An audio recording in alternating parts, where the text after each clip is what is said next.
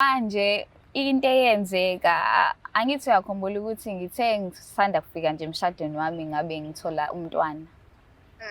Awu phela inkosana. Yebo. Eh. Manje inkinga yami enginayo bengilokhu ngisaba ukwazisa inkosana le akusiyona eyala engishadele khona. Nakamhlobo la. Hayi. Kanjani futhi manje?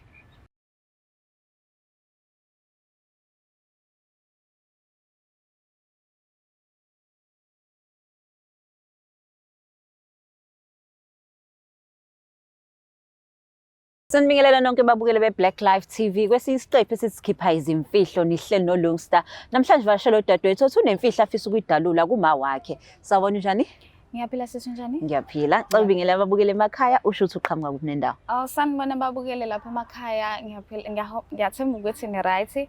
Ngiqhamuka le eMandeni. Uqhamuka eMandeni. Yes. Ubekwa yini kulesi sihlalo namhlanje? Imfihlo imayilana nani? Into engibeke la kulesi sihlalo namhlanje inzima kakhulu, into esengidle iminyaka eminingi.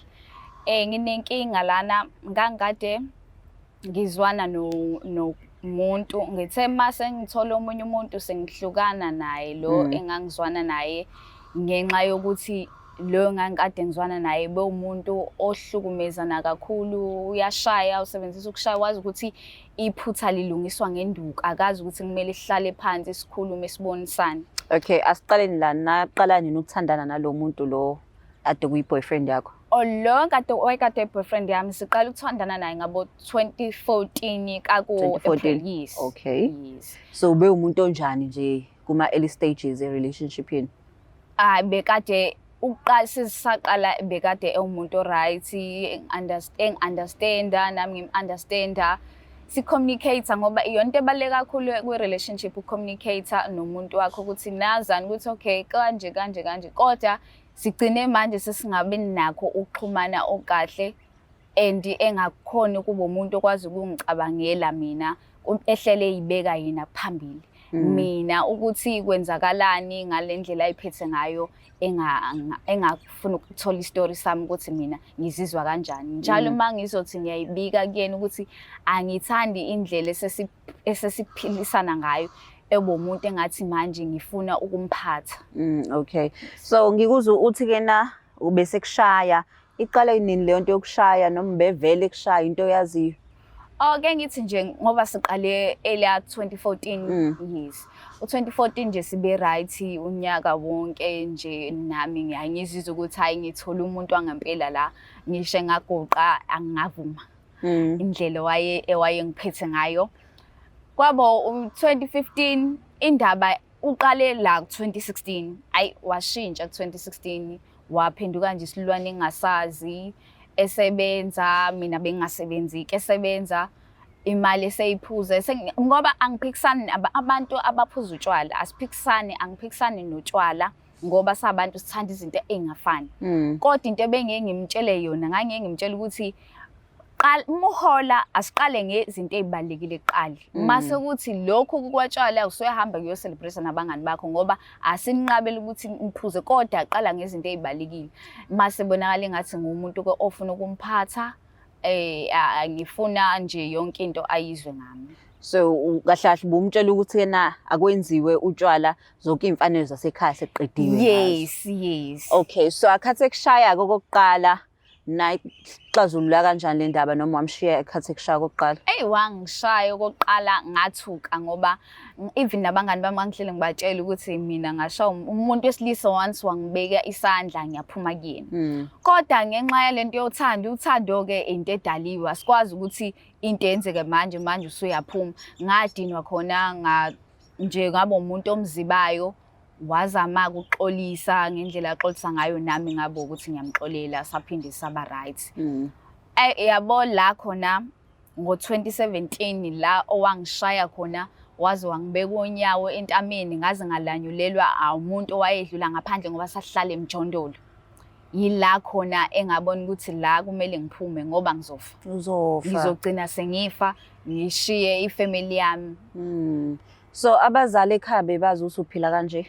abazali bami ngaqale ngabafihlela ngithi phela kuye kuthiwa angimele zonke into zakho ubazisa abakini ngoba bagcina sebeba nenzondo nanokuthi suke ungazi ukuthi nalo muntu niyapi naye ngoba mhlambe sisazoba right mayise ngishada efamily abazali bami bazohlele benalokho ayi lo uhlukumeza ingane yethu manje bengingabatsheli konke benginakho ukuthi asizoyikhuluma naye silungise sobabili iyogcina siba right.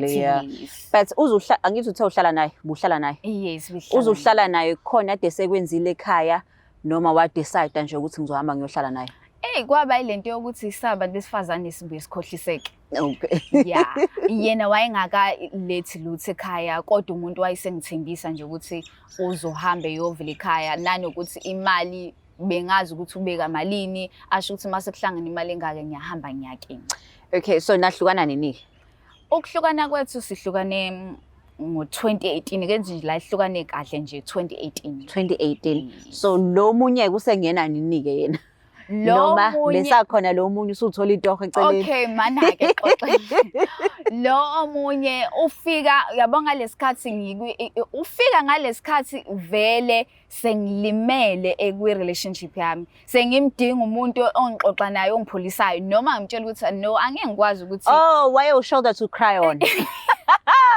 Angeke ngikwazi ukuthi siyenze lento kodwa uyena umuntu bengikwazi ukuxoxa naye ngoba ngisho ukuthi bekunzima ukuthi ngixoxele abantu besikhaya ngoba angazi ukuthi lento izosifikisaphi angifune begcina sebeba nenzondo kumyeni wami ibo leyo nto kube umuntu kanjalo ke sikhuluma naye kulo nawayegowela naye ngendlela yakhe ibo leyo nto egowela kodwa ke ngangikwazi ukukhuluma naye ngilokho ngimisa la ngicine mhlawumbe ngo-2018 kunyaka uDisemba la engaqala ke nami ngoba angivelanga lo ngathi ngimshiya ngabe ukuthi nalo sengiyamamkela ngafuna uqale ngiyithole qala ukuthi ngubani ngidlule nakulesi simo ngihile ngoba angifuni ukuthi ngifika kuyena izinto ezingihlukumeze lapha ngiyithatha ngiyibeke phi kwakhe. Okay, so nase nishada nini ke ngoba ngizwe ukuthi ushadile?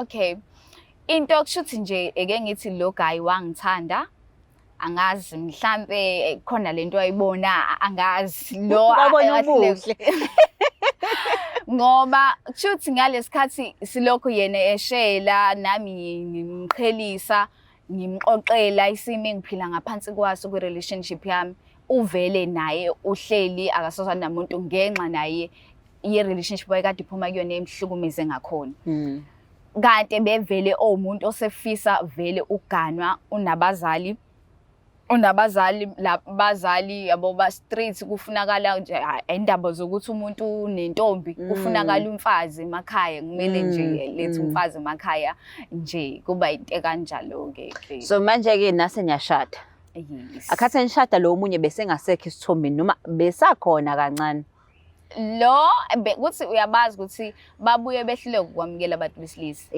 ibelokho ekhona engilandele ngoba befika ngisho nasekhaya wakwafika nje ebusuku ekhaya efika kukhona osisibami mina ngingekho ethi kushuthi ufuna ukuzongibona kahle kuphela uzofika ebusuku ngikhona kanti angikho ke ngumuntu ozwana kakhulu nenkonzo ke ngangisesontweni yiso wangangifika ke. Okay, ngiyeza ukuthi namhlanje uzodalula udaba kuma wakho indaba yakho ngiyayizwa iqale kahle ukuthi ke nawo unomuntu ke no owaye wrong for wena wahila wathola umuntu o right.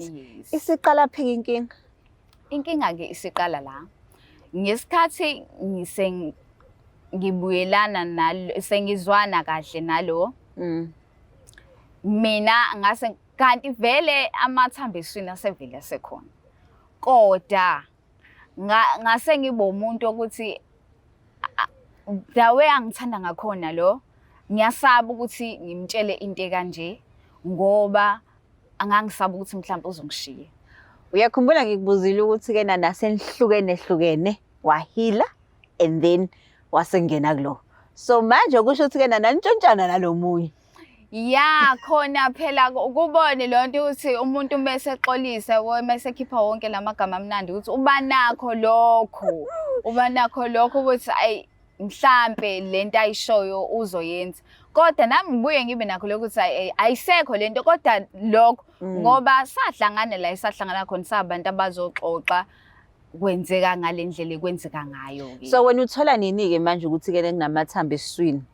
Ngithola ngangino 3 months ngithola. Oh no 3 months. Yes. Manje ngoba ngaqala isikhathi nalo ukuthi sihlangane nini ngabuka Bona- lapha emumva ngabona ukuthi hayi le ndaba Umsolwa nawo. lapha yes. so manje ubhuti nashada wayijabulela ingane watshela yena ukuthi ingane yakhe. wajabula kakhulu So umfana umfana nomntombazane umfana and ujabula kakhulu phela vele abaze emakhaya ukuthi bahlele befuna indlalifa. Ngipregnant ngiphinda ngithola nanomntwana womfana. Ngayigugu nje nasemndenini wakubo.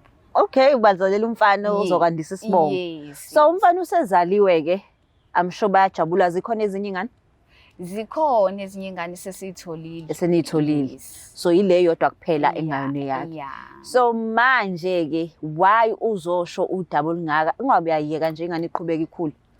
Inkinga izinto azenzayo ziyabonakalisa ukuthi kufunakale lapha emuva ngoba phela yakasiyena owala kahle kahle. Enjengani mhlambe? Esikoleni uyayichamela mdala lo muntu. Oh. Yeah. Uvele nje ayichamele. Mdala ukhulile.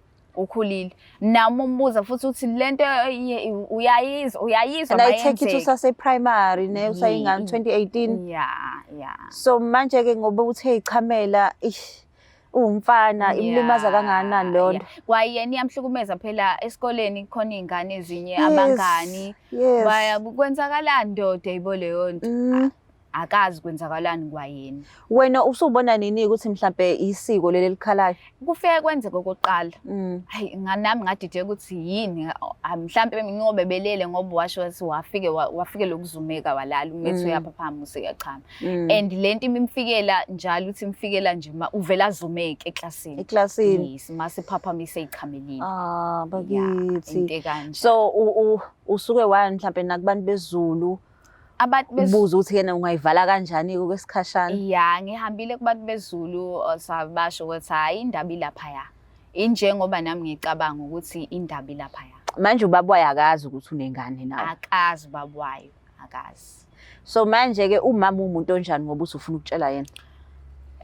Uma yena umuntu othetha street kakhulu kodwa ke ukuthi masulubekile udaba kuyena mase kuba ukuthi solution kufunakala isolution akasiyena lo muntu ohlala enkingeni ukuthi wena wenza u1 no2 no3 mase lokho kuba ukuthi uyathetha kuyadlula isolution ithini Beki way forward. Yes. Okay.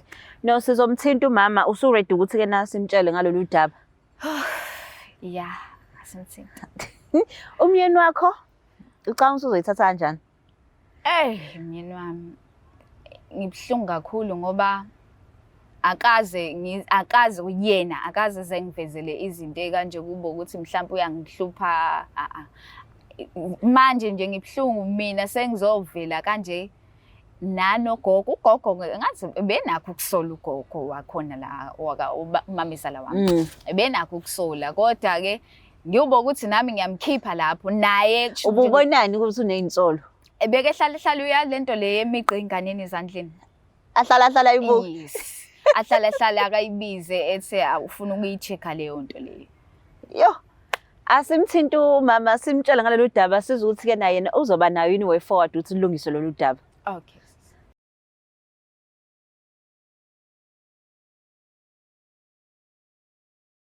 Ready udila nomama wakho? Yeah, asimfanele. Simthinta. Ucabanga ukuthi uzothini nje? Yo, ayi awufisi nokwazi.